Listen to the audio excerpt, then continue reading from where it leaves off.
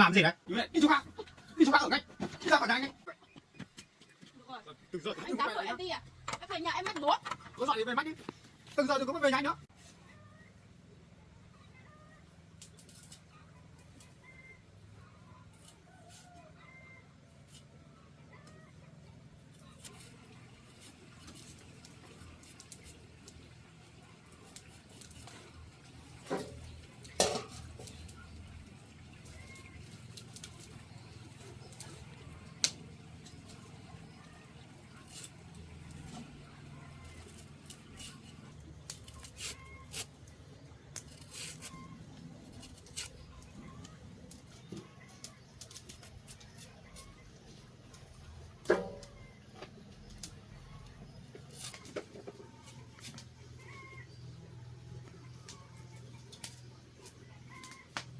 Phải nhét cái gì củ nhiều thế.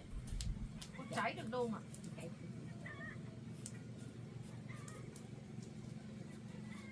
Nhét đầy ra đấy xong thì khói như gì. Sao cháu ác thế nhỉ? Đuổi đuổi không về. Người đi bà chứ đuổi cháu đi làm gì. Cháu còn chưa đuổi bà là may lắm rồi. Bà đuổi cháu đi khỏi nhà này đấy. Bà im cái mồm đi, xong tí nữa cháu lại chửi cho lại bảo cháu ác. Cháu ở đây cháu không dậy sớm, không làm việc. Cháu cứ bắt cháu Mận đi làm cái này cái kia cho cháu ăn. Nó tự đi làm chứ cháu bắt à? Không đi Có làm ăn thì thì cháu đi mua phải ăn chứ cháu bắt nó làm bao giờ. đi mua cháu để đòi tiền của cháu Bảo. Đương nhiên anh bảo nuôi cháu. Cháu không phải đi làm kiếm tiền mới có tiền ăn chứ. Một mình cháu Bảo đi làm nuôi sao được cả nhà. Còn em bé nữa. Ai bảo anh làm cho cháu có thai. Bây giờ phải nuôi chứ làm sao. Tại cháu đó. Tại cháu cái gì? Tại cháu đi theo đêm cháu Bảo về nhà cháu ngủ vì có thai thế này làm khổ cháu Bảo đấy. Chứ cháu có phải là con của cháu Bảo hay là con của thằng cháu tóc xoăn kia. Bà biết cái gì? Cháu nói là con của anh Bảo là con của anh Bảo. Không phải con của ai hết. Chỉ có con của anh Bảo thôi. Bà đừng có mà nói nhiều. Tí nữa cháu lại chửi cho bây giờ ấy. Cháu đừng gắp đứa vỡ bàn tay nhá. Đi chơi với một người về để bắt một người nhận. Cháu chơi với ai? Hôm cái cháu tóc xoăn về đây hỏi bà, hỏi có phải là cháu nó có phải quên nhà anh Bảo bác sĩ nữa. Cháu nó còn hỏi bà thế. Bà bảo Cái chuyện đã qua rồi bà nói đi nói lại làm cái gì? nhưng mà cháu lại cứ bắt cháu Bảo phải nhận cái thai này thì bà phải nuôi chứ. Rõ ràng là con của anh Bảo còn gì nữa. Con của ai cũng là con nhưng mà cháu bà đừng có nói nữa. cháu Bảo là một người, cháu Bảo là một người tốt. Bây giờ cháu muốn nói sao thì cháu Bảo cũng phải nhận thôi. Bây giờ cháu cứ ngồi ở đây cháu chờ cháu Bảo đi làm thì cháu ăn, cháu ở không. Cháu cứ bắt cháu Bảo làm cái này cái kia, lấy tiền cho cháu mua ăn cháu ở. Không thế này cháu cứ thấy bản thân. Bà đi lên trên kia mà ngồi đi, ở đây nói nhiều. Bà không đi, cả giết thì bà cứ bà nói ít thôi. Đấy. Thì cháu lười, cháu không chịu làm, cháu cứ ngồi cháu chờ ăn. Thì bà chắc là đi làm nhiều lắm ấy, từ sáng ngồi như thế này. Bà không làm nhưng mà bà già rồi, cháu còn ăn chĩa, sức khỏe cháu có. Cháu cũng đang băng bầu đấy. Khác gì bà đâu. Có làm thì mới có ăn, chứ ở không ai nói đến phần đến cho.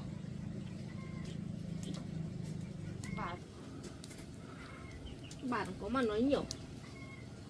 Con kia mày làm cái gì á? Làm nhanh nhanh xong còn ăn.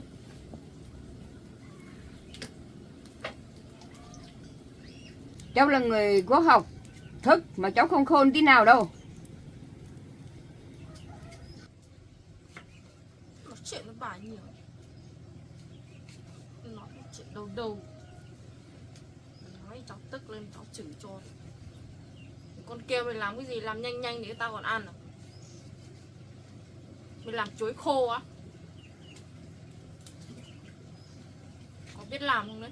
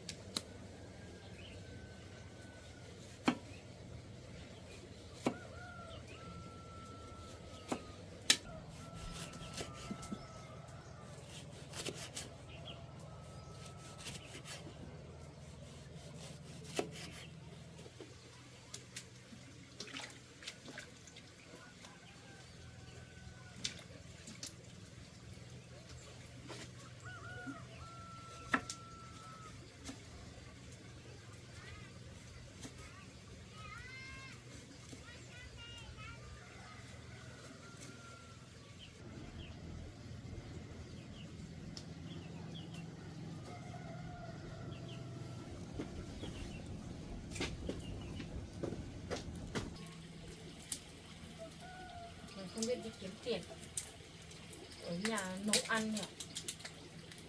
Trời cũng có lạnh mấy đâu, đây có mưa nữa đâu.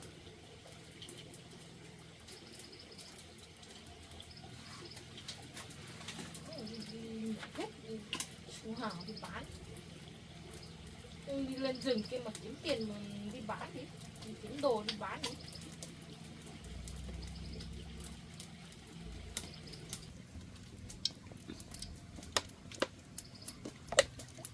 Sao mày to mỡ nhờ ấy, không biết làm gì lấy đi vứt mà em đi để làm gì, con nên ăn không ấy.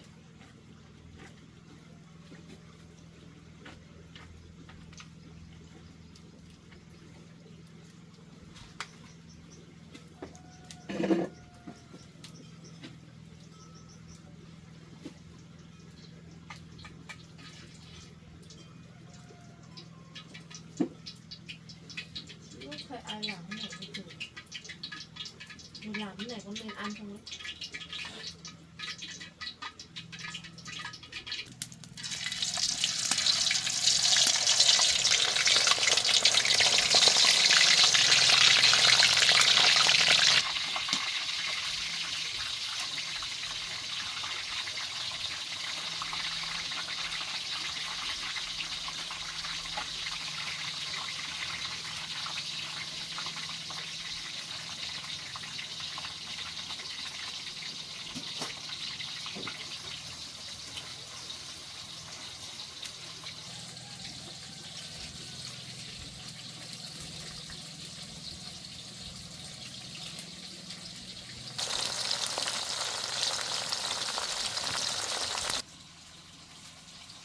Xay như thế mình rán như thế cũng ăn được à?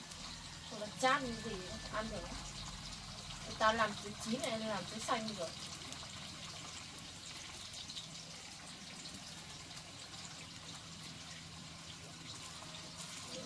Phí tiền đống mỡ về làm xong rồi vứt không.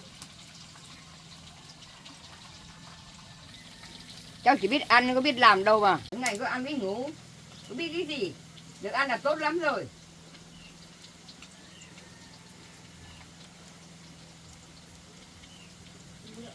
Đống mỡ thì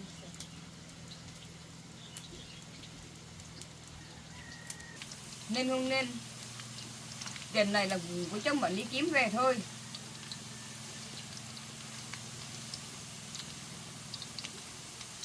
tao mua hết rồi.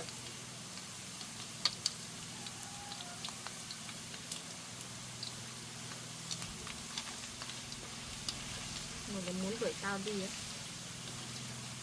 Mày đi phải mày như tao đây.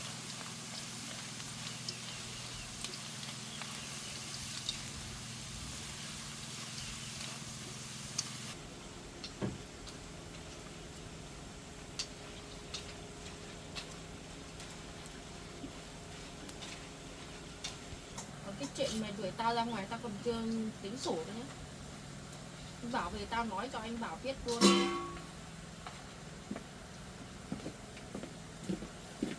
Tao cũng làm gì để mà đuổi tao.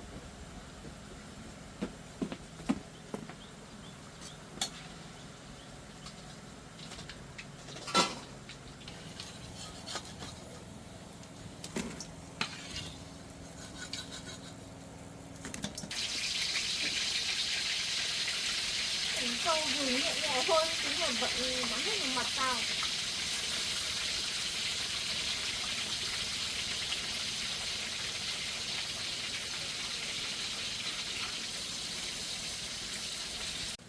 Mày làm cẩn thận nhá, một tí nữa cái mỡ kia mà bắn vào người tao xem mày không biết.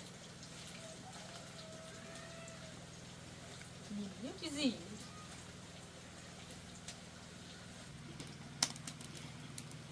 Mày gắp cho tao một miếng xem nào. Mày kiệt à? Mày không cho tao ăn à? Gắp cho tao một miếng xem nào.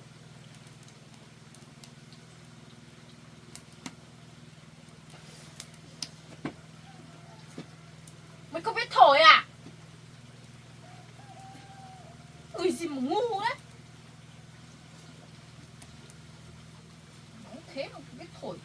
cho người ta luôn.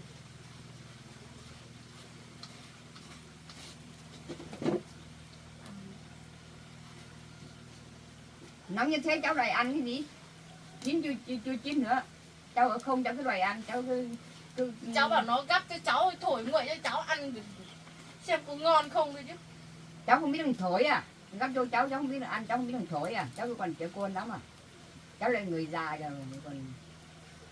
Thì nó cầm đũa thì nó thổi nguội luôn cho cháu thì còn gì nữa. Là hai bà cháu này chiều cháu nhiều lắm rồi. Cháu biết điều thì cháu đi về nhà với bố cháu đi. Cháu lúc nào bắt nạt cháu Mận làm cái gì? Cháu Mận làm vất vả. Cháu ở không, cháu đòi ăn nóng tí, cháu cũng nói cháu Mận. Cháu nên đi về với bố cháu đi. Ai bảo nó không thổi cho cháu? Bố ơi, nó nóng thì cháu phải thổi ăn, nhưng cháu phải thổi chứ. Cháu còn bắn ra vỗ mồm cháu nữa. Tin đũa thì nó thổi nguội không đưa cho cháu không được à? Cháu không phải là trẻ con. Nếu mà trẻ con thì nó thổi cho cháu thật. Nhưng mà cháu là người lớn rồi, biết điều rồi. Bà nói ít thôi. Cháu cứ rửa cho bố ăn đi. Bà không thấy nóng à? Bà tự đi mà bốc đi. Cháu thích ăn mà.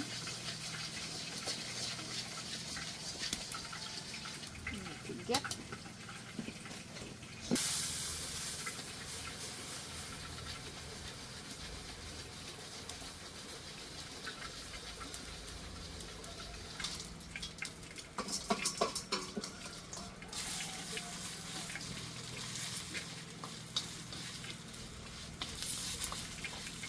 Mình làm chuối chiên mà làm như kiểu nấu canh này. Cho cái gì vào? Cho đường. Cho đường vào nhiều thế làm sao mà ăn được?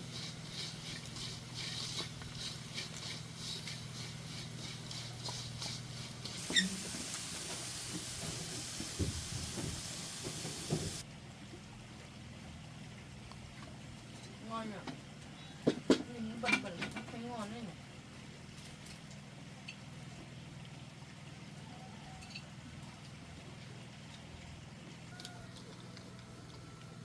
Thế mà cũng ngon nhỉ? Mày lấy cho tao ăn hết đi.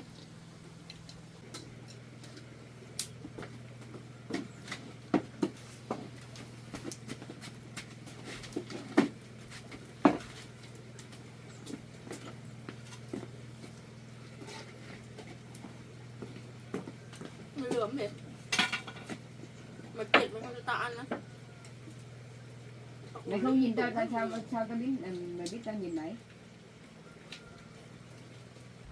Nó nhìn bà hơi bị lâu rồi đấy nhá.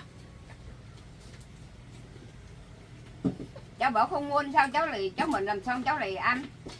Cháu cứ ăn này. Cháu ăn nói nhiều không? cháu bảo ăn ngon hay không ngon thì cháu phải khiên chứ. Người ta làm vất vả mà cháu cứ chê thế này lần sau bảo cháu Mận không làm cho cháu ăn nữa. Bà không thấy tao đang ăn tao có chế gì đâu. Cháu bảo là không ngon. Nói cái gì bà cũng xía bà. Thằng đến lúc cháu chửi thì bà cháu ác.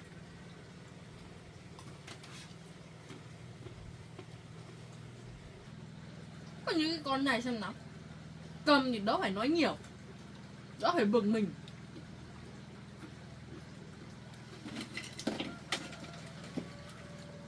Bà nói nhiều bà khỏi ăn nữa.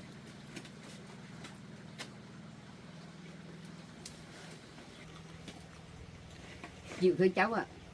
Chịu cháu xin này thôi. Để cho cháu Bảo về. Anh Bảo về thì làm được cái gì? Cháu còn chưa mắc cái chuyện cái Mận lấy áo của cháu đi giấm ấy. Cháu thích make cháu make đi.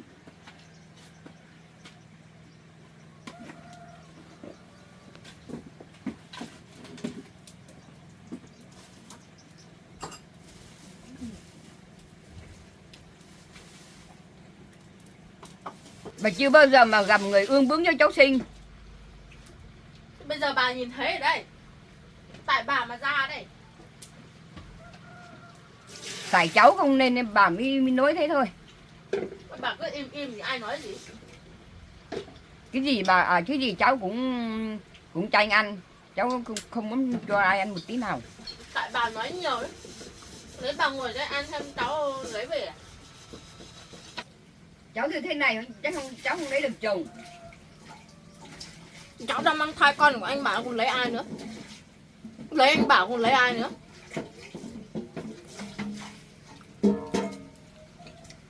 Mà bà ấy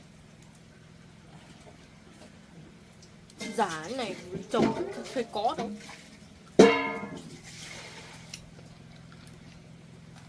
Cứ lắm mồm vào, xong rồi không ai thương rồi đuổi đi. Thế thì đáng đời bà gì. Cháu cũng thế thôi, cháu đừng bỏ vào thế này. Đợi. Mày làm gì tao ấy?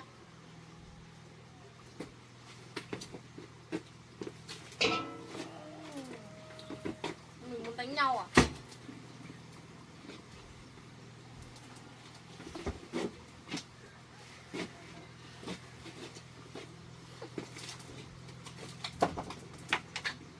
Tại bà Linh nói nhiều ấy.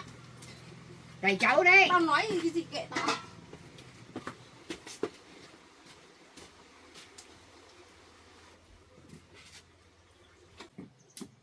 Biết ai mới là người phải đi ấy. Mày đừng có mà làm khóa với tao nhá.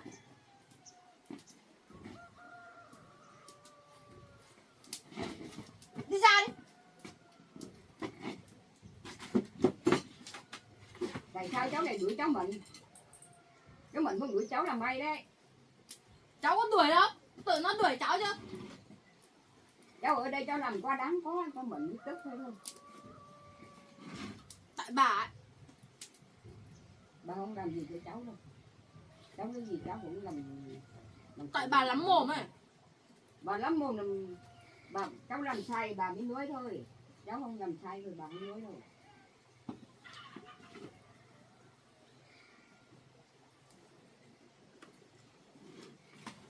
Tao không đi đây. Làm gì với tao? Nhà của tao đây, tao đi đâu?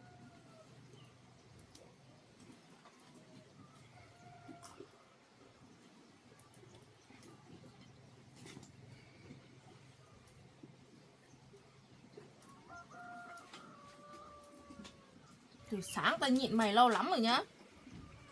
Cãi nhau với mày hơi bị nhiều rồi đấy. Giờ tao thấy bụng tao hơi bị đau rồi đấy. Tí nữa mà con tao mà có cái chuyện gì xảy ra thì tao mách anh Bảo xem. Mình đang mang thai mà anh nào cũng làm cho mình tức. Làm một tí đồ ăn cho tao mày cũng thấy tức như thế cơ à? Mày được chăm sóc tao là tốt lắm rồi đấy.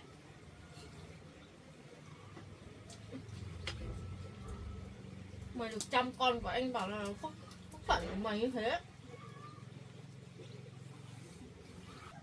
Mày cứ làm quá đáng với tao nhiều. Tao gọi bố tao lên á, đuổi bọn mày đi hết. Cho ở đây đâu. Thì anh Bảo về á, mày với bà không xong với tao đâu. Tao nói với anh Bảo luôn. Còn bây giờ á, do bọn mày bắt nạt tao rồi.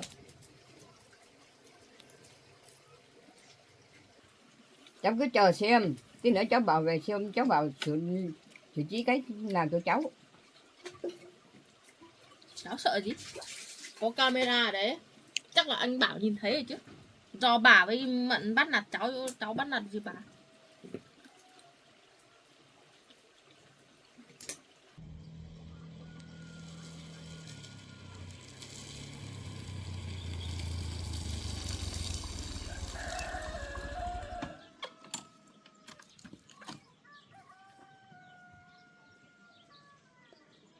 Tình này dám bắt hẳn bảo nó mất.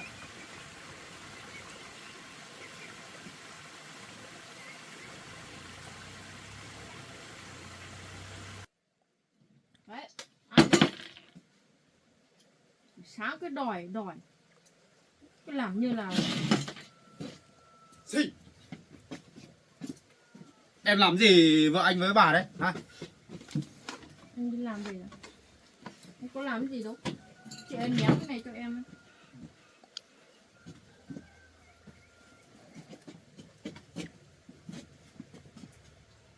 Anh em biết hết rồi.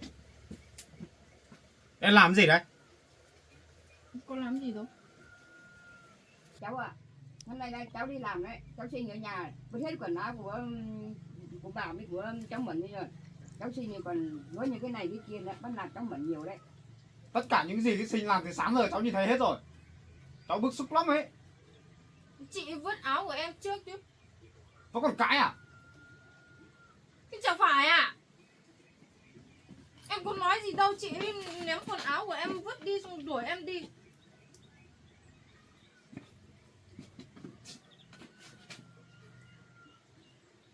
Anh thì lúc nào cũng bênh bênh vợ anh thôi. Mồm cãi nhiều không? Ừ? Làm như thế còn chưa nhận à? Xem nhá. Vài trong phát trong mặt bây giờ ấy. Anh dọa đánh em á? Có giỏi thì anh đánh đi. Không chịu nhận à? Anh dám đánh em á? Sướng chưa? Hả? Bố em còn chưa đánh em bây giờ ấy. Được một phát bảo sướng rồi chưa? Hả?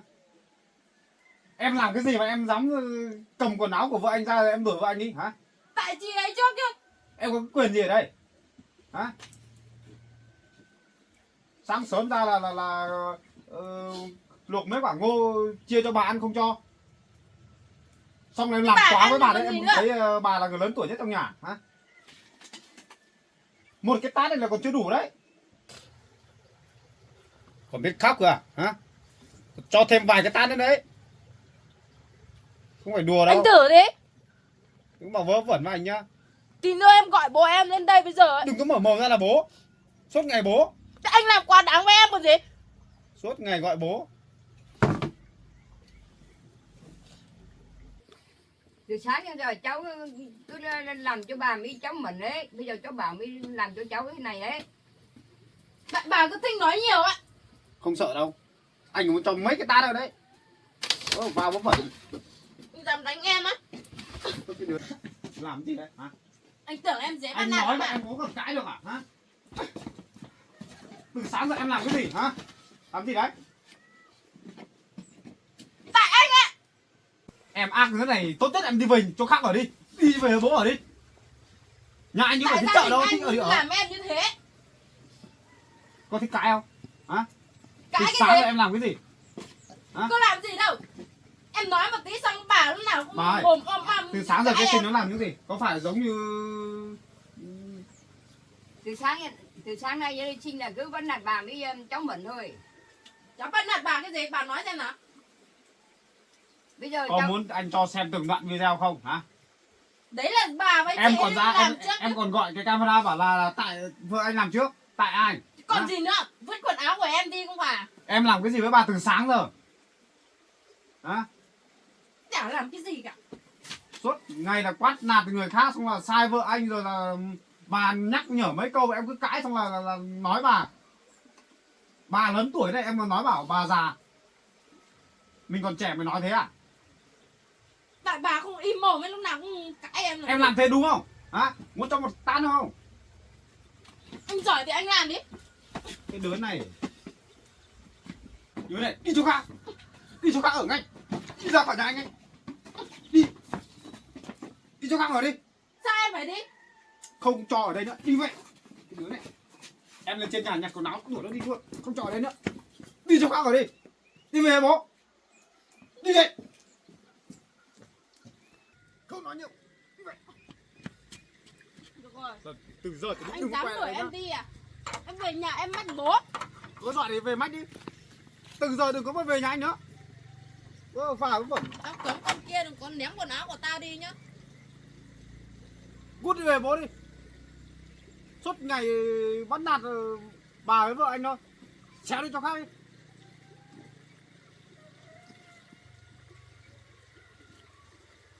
Kệ nó. Cho nó đi về với bố đi. Cho nó ở đây đâu. Anh nhìn thấy ở trong camera anh bức xúc lắm rồi.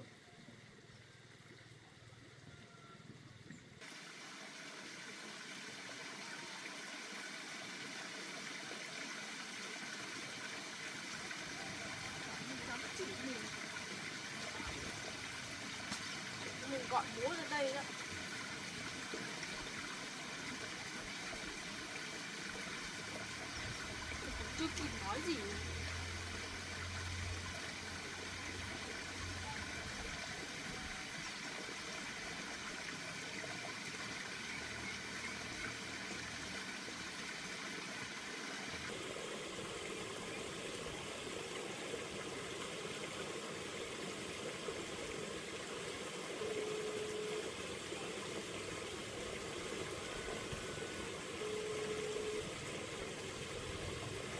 Phải gọi bố về đây chửi cho anh Bảo mới được. Sao bố lại không nghe nhỉ?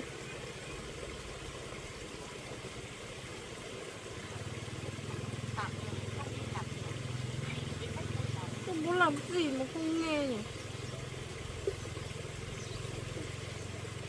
Thì đi về gọi bố.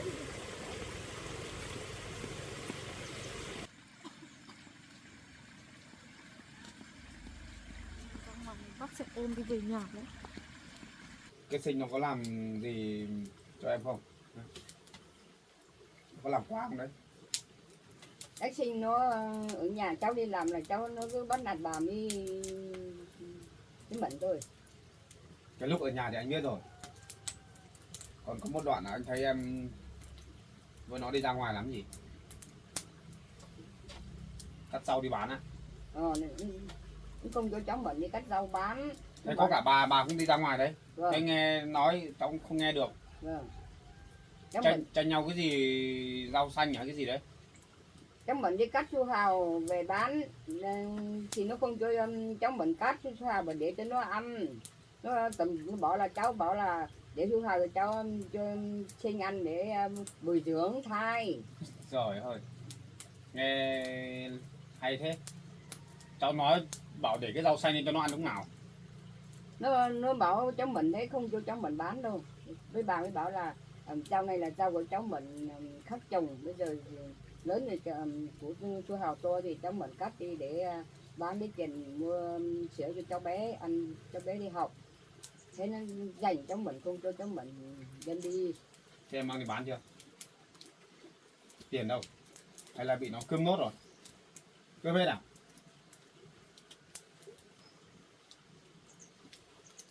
Bực xúc quá đi.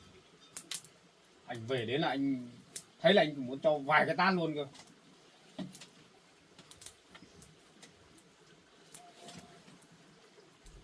Quá đáng lắm rồi.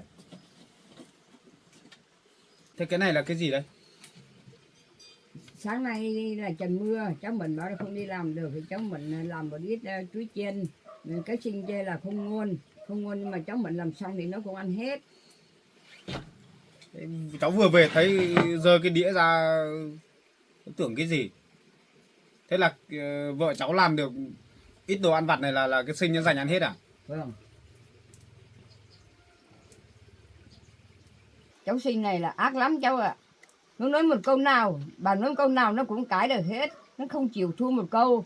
Nó cứ bảo là bà ác, tài chính là tại cái mồm nó nói ra thôi. Nói cái một tí thì nó bảo là về mấy anh Bảo. Ở nhà bà mấy cái mình làm nói nó này. Mà chính nó là làm gây sự cho bà mấy cháu mình thôi. Rõ ràng cháu Sinh làm có đáng với bà có, cháu mình thấy bức xúc quá, cháu mình mới đuổi cháu Sinh đi. Đúng rồi. Cháu xem lại cái đoạn video ở camera, có hai cái camera ghi lại đây. Rõ ràng là cái Sinh làm quá đáng với bà quá ở bếp này này. Xong rồi lúc đấy chắc là Mận vừa đưa con đi học về đúng không? Vâng. Mận thấy thế thì Mận mới bực quá mới đuổi cái Sinh chứ.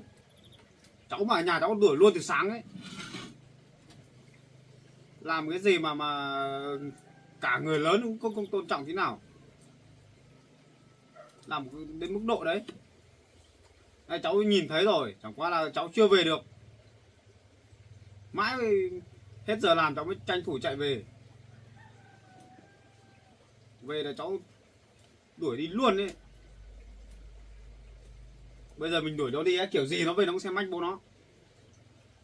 Mà không sợ đâu. Kể cả hai bố con nó lên đây ấy, nó rõ ràng luôn. Không cho ở đây nữa.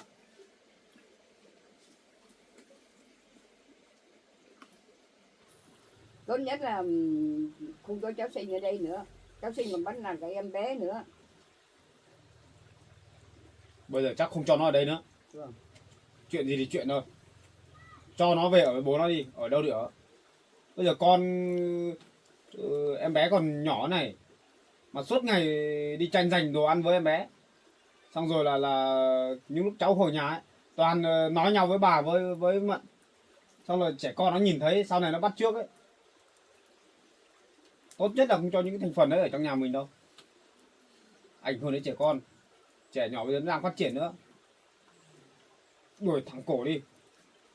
Không cho đây nữa. Mình thật đấy. Bây giờ nó tức rồi, nó đi về đấy. Để xem tí nó có dám quay về đây không. Bà sợ bây giờ nó về nó không có nơi ở, tí nữa lại quay trở lại đây nữa thôi mà. Lúc này nó bảo là nó về manh bố nó đây. Kiểu gì nó chẳng về manh bố nó. Nhưng mà bà nghĩ bây giờ cháu nhà mình không sợ đâu. Cây ngay không sợ thì chết đứng đâu. Cháu chả sợ gì đâu.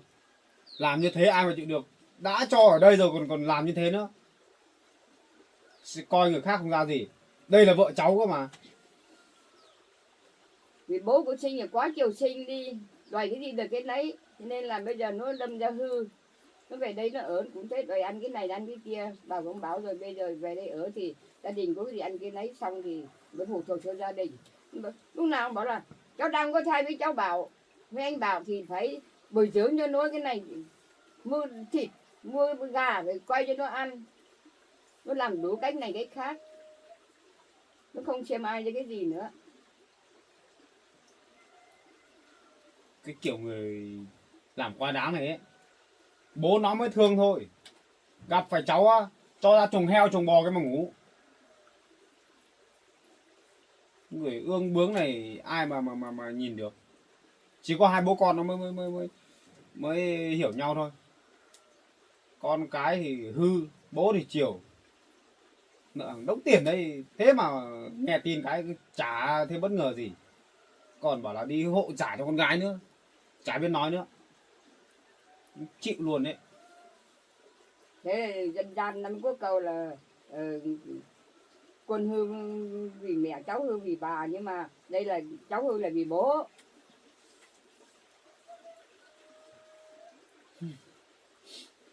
Mệt thật đấy.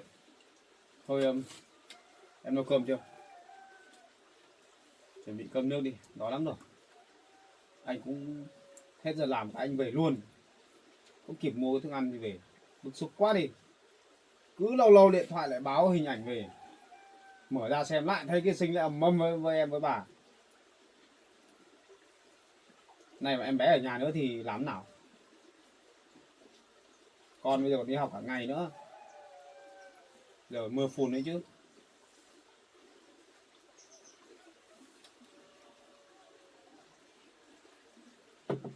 Thôi đi nhóm lửa chuẩn bị nấu cơm ăn đi. Anh thay quần áo đã.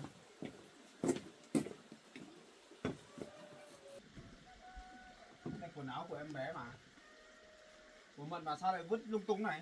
Cháu Sinh đấy, cháu Sinh vứt của cháu bé như của cháu Mận đấy. Chưa dọn đi à? Nó vứt chung đất hết rồi. Cái đứa này quá đáng lắm rồi ấy. Thế là cái quần áo này là từ sáng giờ là cái đoạn mà cái lúc cái Sinh bảo là đuổi Mận đi ấy phải không? Vâng. Quần áo vứt lung tung rồi.